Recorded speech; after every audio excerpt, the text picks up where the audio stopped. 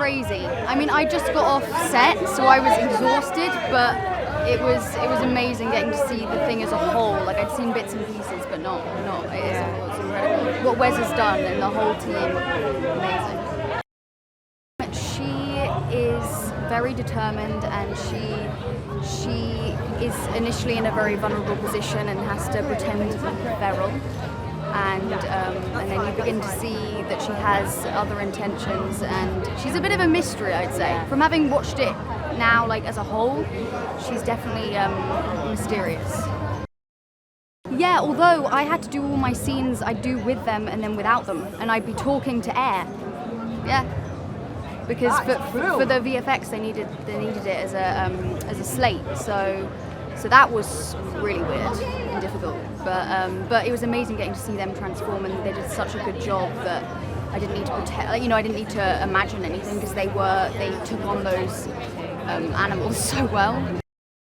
Like, I can see all of them in there, and Owen and his eyes. I'm just like watching, and it's completely him and everything that I remember. And so I feel like we're almost a part of a secret club, getting to have seen the actors do it for real, and then to see it with the ape. It's the same thing. It really is. It's amazing. It's incredible. I mean, it's just biblical. It's epic. It's huge, and it's brilliant as a standalone movie. And it honours the trilogy that precedes it and carries on the mythology. And so I think it's spectacular. I think Wes has done an amazing job. The cast have done an amazing job. And I mean, I was a sort of consultant to the movie. I'm a consultant to the movie. In the sense that when Wes had chosen where he was going to start the story, which is generations later, it's like, okay, that's very specifically going to affect the evolution of the apes and the different clans of apes who are all over the world. And how far each clan has evolved a different way, which will affect speech, which affects movement, which affects psychology and the belief system and all of that kind of stuff. So I was sort of brought in to pass on the baton in a way, and help them create that world sort of thoroughly, so that the relationship of all of the apes in terms of their clan, the Eagle clan, how different that would be to other clans, and what is the specifics of that clan. I mean, when the first films came out, they clearly had a massive impact, because you can say very important things about social conditions, about civil rights in the case of the 1968 movies. You're able to free up people's minds, take them on a journey where they can evaluate in a completely different way, and because chimpanzees are 97%, or apes are 97% genetically the same as us. It's just even having that slight separation, and then the ability to anthropomorphize those and make them more human-like. And of course, in the journey of the first three films, you had a character, Caesar, that went from being pure chimpanzee all the way through to an evolved ape. If you call becoming more human-like evolved, I don't know. And so that I think is, but emotionally they are the same as us. So whether it's communicating through grunts or breath, or it's still. They're very human attributes, and so we can tell stories about the human condition in a way that people are more open to talking about, and not being judgmental. Exciting. I mean, I've been waiting for people to see it for a year and some now, so it's really exciting and terrifying at the same time, because there's a lot of pressure, but very exciting. So we meet Noah when he's basically still a kid. He's a young chimpanzee. His father is sort of the kind of religious leader of his clan. Of thinking of the Eagles as a kind of religion almost. And Noah's got a lot of pressure on him to live up to his dad's expectations and follow his dad's laws. But there's also this thing within Noah that's deeply curious about the world around and wants to explore and wants to know things. Well, it's actually not that different from live action. I don't know what being a human. It's you really don't approach it in a different way in terms of the emotional life of the character. So that can be harder. But in terms of just creating a character, it's the same process really. It's fun. It's really fun. You get to access a part of yourself that you never get to go otherwise. In other work. I find it's like you're suddenly working in mixed media. You have your normal paints over here, but then you have this other thing that you get to throw in and play with. So it just adds to the freedom of the performance. I hope it gets people thinking about how closed-minded we can be with our groups. That's kind of the wonderful through line of Freya's character and my character is that we're always learning about each other, and it is a complicated relationship. We're not friends, but there is more there than I'm willing to give her credit for, and vice versa. But also, I hope it makes people think about power structures and how people in power take that power. Well, it hopefully sets up the next movie. It feels really surreal.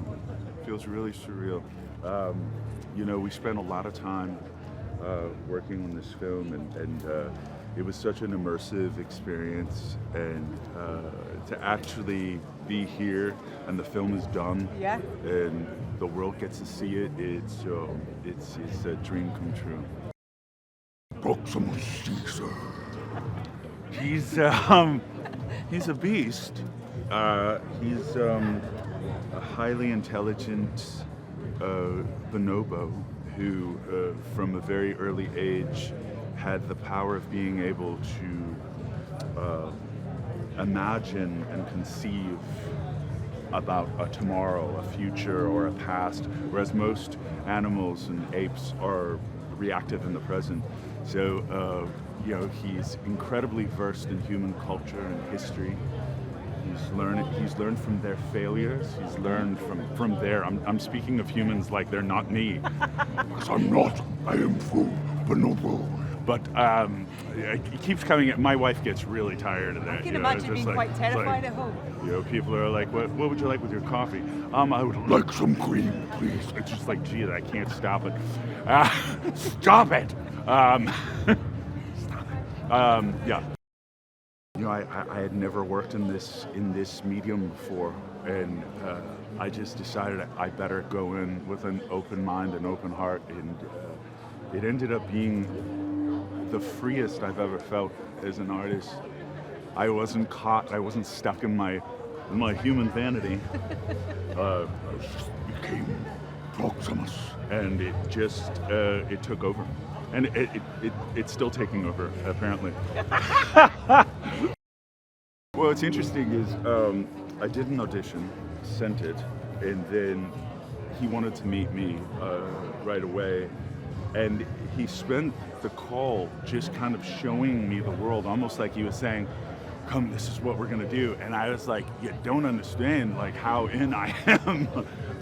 But what he showed me, he's a true visionary, a world builder, and so incredibly thoughtful. He had already been so immersed in it way before we showed up, and when I sat down and watched the movie for the first time last night, Owen and Freya were sitting in the row behind me, and I couldn't even go to the hallway and go up like a regular person. I had to step over the seats, and I just grabbed them and I hugged them so hard because I was so proud of them and of us and everybody involved in this production, because it all came together. This franchise has been around for 55 years, right? So this is a long-running, legacy of movies that we get to be a part of, and it's really exciting. And I think we wanted to stand alone and be our own sort of movie, but at the same time, really, honor what came before, and we're fans of those movies. We love those movies, so it's a real kind of honor, I think, to be a part of this long-running legacy. What about you? Yeah, absolutely. He says What it he best. said. He says it best. It is funny because we're such big fans of what Andy Serkis did, and Rupert and Matt, what they did for the last 3 series, and also Rick and Amanda, who are part of this movie too. So we share a lot of DNA with that previous set of movies, and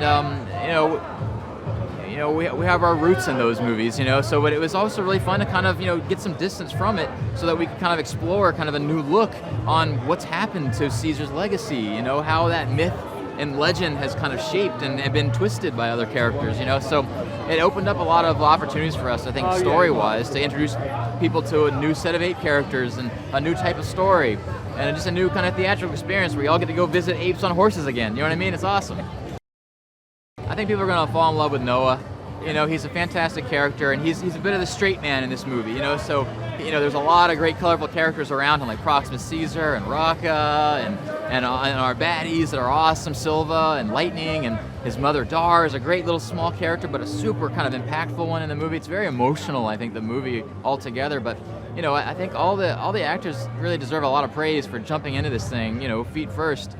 This is their first time doing this. This is our first time doing this kind of a movie, and it's a unique kind of experience for them and for us making it, and we put a lot of love into it, so hopefully fans love it.